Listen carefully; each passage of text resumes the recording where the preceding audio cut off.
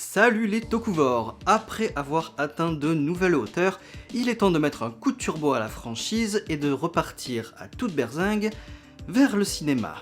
Turbo, un film Power Ranger, est sorti dans les salles américaines le 28 mars 1997. En France, on peut bien évidemment le trouver en DVD ou bien le louer sur YouTube. J'ai bien sûr poncé la cassette vidéo quand j'étais minot, et si tu sais toujours pas ce que ça veut dire cassette vidéo, tu retournes demander à Google. Bref, donc cette fois-ci, il fait partie du canon de la série et agit donc comme un épisode 0 à la saison Power Ranger Turbo. Alors est-ce que la nostalgie marche encore? Est-ce que le coup de turbo est mis? Est-ce que le film est bien? On va voir ça.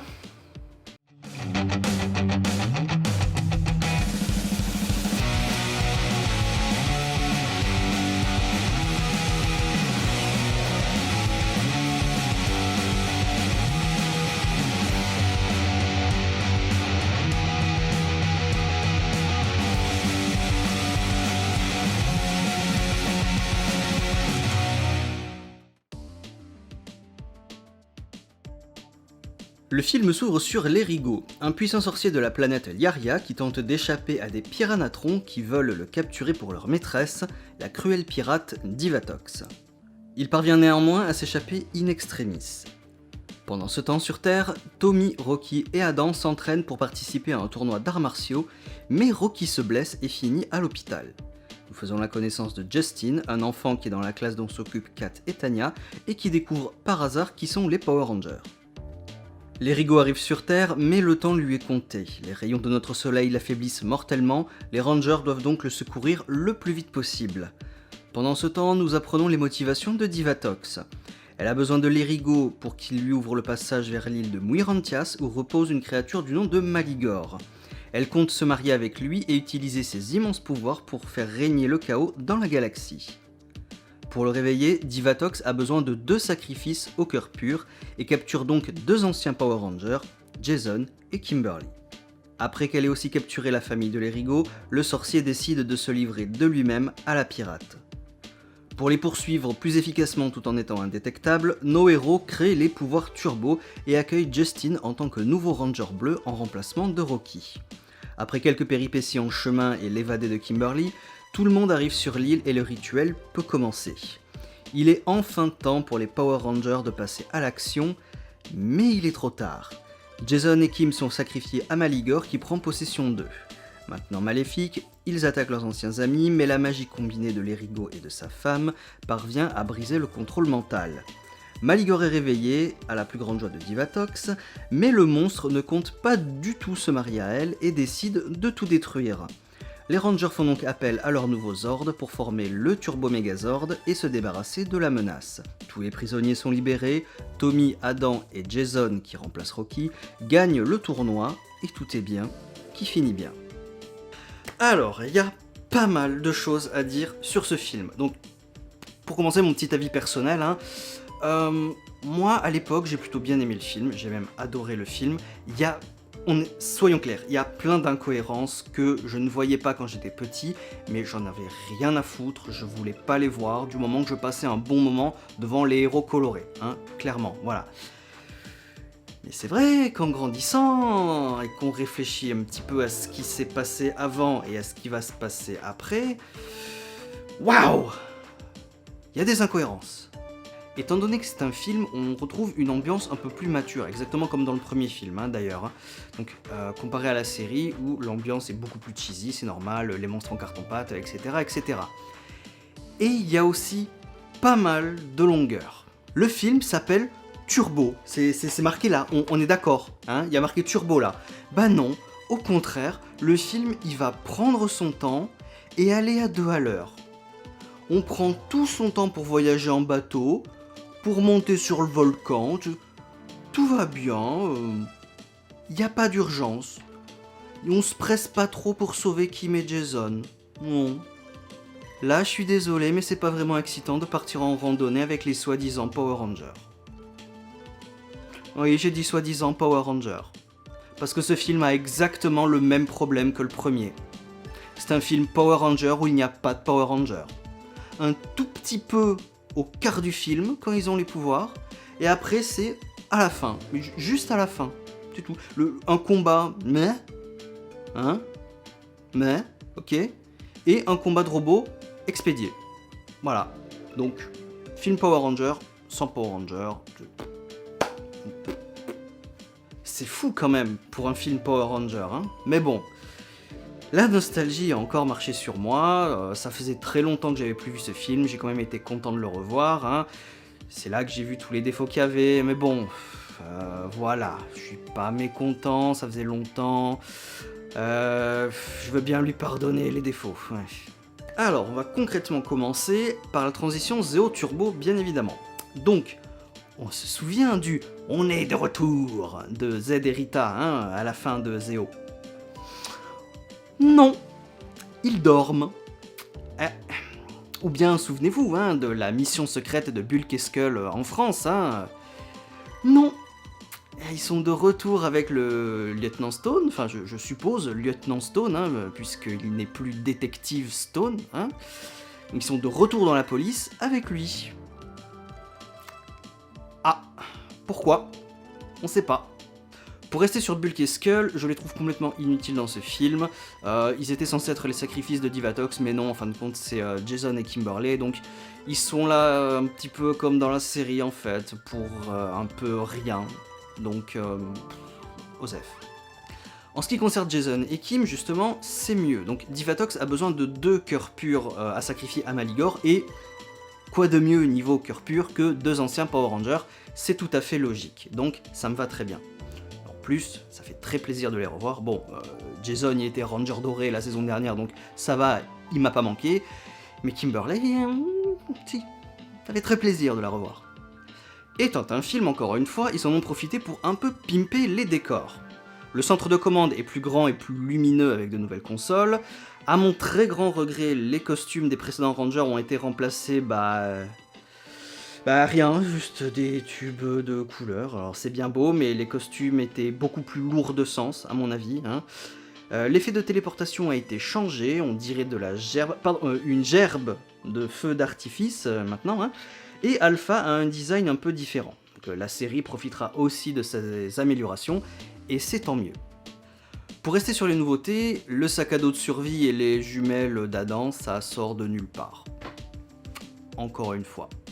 Et techniquement, cet équipement-là n'est pas lié à Turbo, mais à Zeo. Parce qu'à ce moment-là, les pouvoirs Turbo n'existent pas, ils n'ont pas créé, hein. Donc, tout cet équipement qu'on voit au début du film, c'est Zeo. Et dans Zeo, on les a pas vus. Qu'est-ce que pourquoi? Justement, en ce qui concerne les pouvoirs Turbo... Pourquoi vous avez créé ces putains de pouvoirs de merde? Je veux dire... Dans la série, c'est établi, c'est un fait scientifique immuable, que les pouvoirs Zeo augmentent avec le temps. Les Power Rangers Zeo sont potentiellement les Power Rangers les plus puissants de toute la cosmogonie Power Ranger, de tout l'univers, grâce au cristal Zeo justement. Au plus il vieillit le cristal Zeo, au plus il est puissant, donc au plus les Zeo Rangers sont puissants. Pourquoi tu tèches ça pour aller avec des bagnoles? On en reparlera des bagnoles aussi, je supporte pas. Et puis les Rangers les ont créés eux-mêmes? Zordon les a créés? Comment ça se passe? On les voit appuyer sur des boutons, faire bip bip bip sur les consoles. Hey, vous avez des voitures maintenant!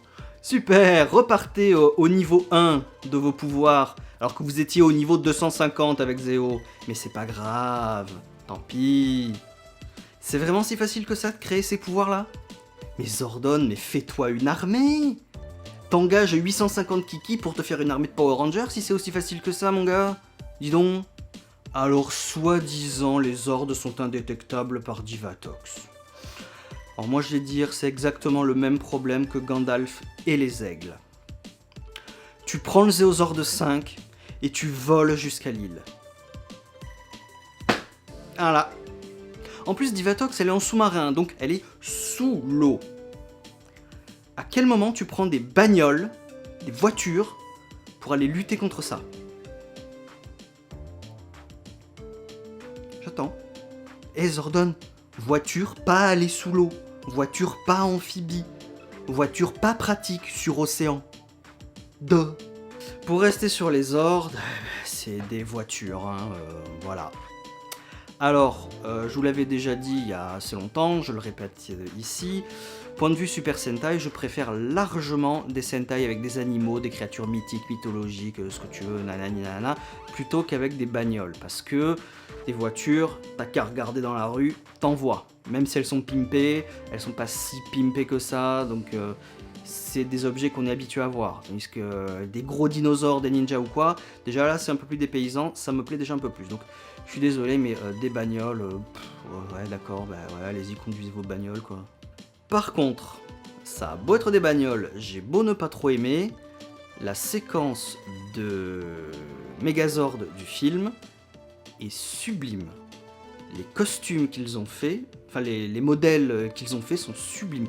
On voit absolument tout, chaque partie qui se déclipse, qui se réarrange, les rivets, les boulons, c'est génial, c'est sublime à voir. Jusqu'à la formation du Megazord, qui est en carton. C'est chiant, hein. Pour un truc de bien, t'as une déception derrière. En parlant de déception, on va passer à la transition Rocky-Justin. Alors, faut rétablir une vérité. Longtemps, on a cru que Steve Cardenas avait quitté la série, donc par le biais du film, parce qu'il avait été blessé de la même façon que Rocky, hein, la chute du ring, le dos niqué, tout ça. Eh ben non, pas du tout. C'est une fausse information qui a été un peu trop répandue. Eh ben en fait, c'est exactement comme les autres. En fait, Steve Cardenas voulait ouvrir son dojo. Bon, il y a évidemment la paye qui ne suivait plus, hein, donc rupture de contrat, tout le bordel, comme Jason, Trini et Zach. Sauf qu'en plus, Steve Cardenas voulait ouvrir son dojo, continuer à enseigner les arts martiaux de son côté. Donc voilà, ça les arrangeait bien, donc on se débarrasse de Rocky comme ça. Enfin de Steve Cardenas comme ça. Et donc par conséquent de Rocky, bien entendu. Maintenant Justin. Alors, à l'époque, en parallèle à Power Rangers, était diffusée une série qui s'appelle Big Bad Beetleborg. C'est donc l'adaptation de la série de Metal Hero Juko B-Fighter à la sauce Saban. Donc cette série mettait en scène 3 enfants qui se transformaient en super-héros. Et Beetleborg, ça commençait à faire plus de succès et surtout beaucoup plus d'audience que Power Rangers. Donc Saban il s'est dit, si des enfants héros ça marche dans Beetleborg, ça doit forcément marcher dans Power Rangers. Donc ils ont casté Blake Foster dans le rôle de Justin. Sauf qu'on verra quand je ferai mon émission sur la série que ça n'a pas vraiment fonctionné. Enfin bref, scénaristiquement parlant, je ne comprends pas pourquoi Justin est devenu le nouveau Ranger bleu. Parce qu'il a découvert l'identité des Rangers ? Le frère de Tommy aussi, hein ? David. Oui ? David, il sait que Tommy, c'est le Ranger rouge Zéo. Il est pas devenu Power Ranger pour autant, lui, hein. Il manque une énorme scène de transition avec Justin. Il découvre l'identité des Rangers, et après, bon, il y a d'autres scènes évidemment, mais après ça cut sur lui, il est déjà dans le centre de commande, il est déjà Ranger, il prend son casque, il s'en va. Pourquoi Zordon l'a choisi ? Quelles sont les qualités qui fait que ce garçon, un mineur, un garçon de 12 ans, qui va donc être mis en danger face à des extraterrestres qui vont forcément vouloir lui faire du mal, donc déjà bravo Zordon, super. Pourquoi ? Est-ce que Rocky l'a recommandé à Zordon ? Est-ce que c'est Rocky qui a insisté ? Est-ce que Zordon l'a choisi de lui-même ? Comment Justin s'est fait à l'idée ? Comment Justin a accepté d'être un Ranger ? On ne sait pas, parce que ça a été complètement zappé du scénario. Voilà. Donc ta gueule c'est magique, c'est lui le nouveau Ranger bleu maintenant. Tu te tais, t'es obligé de l'accepter. Ensuite les Rigo, on nous le vend comme un grand sorcier, mais j'y crois pas trop. Déjà il est affaibli par les rayons de notre soleil, donc super point faible déjà. Ensuite ses pouvoirs magiques, il soigne Kat, d'accord, très bien. Il peut se téléporter. Ouais, et avec sa baguette magique, il permet de traverser une dimension. C'est tout ? Au début, là, au lieu de courir pour échapper au Piranhatron, vu que tu peux te téléporter, tu peux pas te téléporter dès le départ? Ça aurait été plus simple, plus rapide, t'aurais pas eu à te fatiguer, bref. Voilà, c'est le film Turbo, il y a plein de... Ah, voilà, c'est agaçant. On nous dit que c'est l'ami de Zordon et Alpha. Alors, moi, je veux bien le croire, hein, mais on pourrait pas avoir une scène où ils discutent un petit peu, où ils échangent... Ah ben non, ah mais non, ah c'est vrai, parce qu'ils ont eu une fantastique idée. C'est le langage de l'Erigo.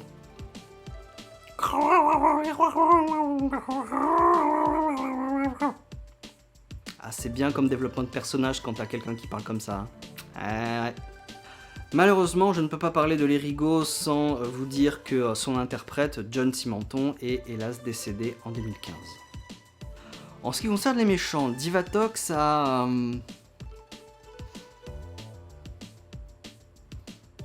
des arguments?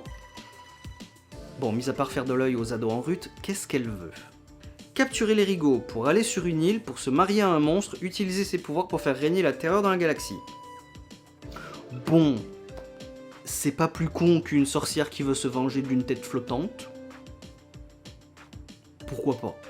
Par contre, là où Rita pouvait faire très peur, je pense notamment au rituel du Ranger Vert, hein, où on la voit faire ses incantations maléfiques avec un crâne et tout ça, elle faisait quand même peur, hein. Divatox ne fait pas du tout peur. Du tout. Mais elle réussit presque dans son plan. Elle arrive effectivement sur l'île, elle arrive effectivement à réveiller Maligore, c'est juste que Maligore ne veut pas d'elle. Oups, friendzoné. Un mot rapide sur Maligore, c'est malheureusement juste le gros monstre qui fait agrogrou et qui donne un prétexte pour un combat de robots géants. Et malheureusement, c'est tout, il n'y a pas de développement de personnage ou quoi que ce soit, mis à part ce qu'en dit Divatox, donc dommage. Et enfin, les Piranatrons dans ce film sont immondes, je les déteste. Dieu merci pour la série, ils leur ont mis des casques intégraux, parce que ceux du film, quand même, les gars peinturlurés, c'est très embarrassant, donc... Bien entendu, le film regorge de scènes coupées et de concept art. Le film avait 2 titres préparatoires, Course jusqu'au volcan et Turbo, une aventure Power Ranger. Il y aurait dû avoir un combat entre les Rangers Zeo et Divatox qui aurait eu comme issue la destruction des Morphers et des Zords, ce qui aurait justifié la création des pouvoirs Turbo. Tommy et Kat avaient une scène où ils utilisaient un lance-flamme. Il y aurait dû y avoir un combat sous-marin avec un équipement spécial pour les Rangers pour sauver Jason et Kim. L'histoire de Justin aurait dû être plus développée.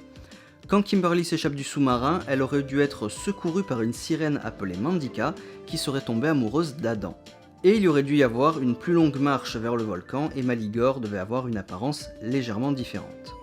Du côté des trivia, les costumes des Rangers du film sont un peu différents par rapport à ceux de la série, il manque les logos sur les épaules. Le film est noté 15% sur Rotten Tomatoes avec énormément de critiques négatives, mais l'avis du public relève un peu le niveau avec 41%. Dans le volcan, Adam tient son canon à l'envers, c'est pas évident au premier coup d'œil, mais c'est rigolo quand on le remarque. Ce film marque la toute première apparition d'une trace de sang dans toute la franchise, c'est le genou écorché de Kat. Austin St. John n'a accepté de revenir qu'à la condition que Jason devienne méchant, parce que c'est plus amusant de jouer un méchant. Et il a raison. Il s'agit ici de la dernière apparition de Richard Jennell, l'interprète d'Ernie, qui était malade à cause de son surpoids et de problèmes respiratoires. Il nous quittera hélas le 30 décembre 2008. Voilà, donc maintenant il va falloir enclencher la seconde avec la série. Merci d'avoir suivi cette émission, tu peux la liker et la partager, ça me fera très plaisir. Et n'oublie pas que tu peux retrouver toutes les dernières news sur HeroShock.com. À la prochaine, ciao.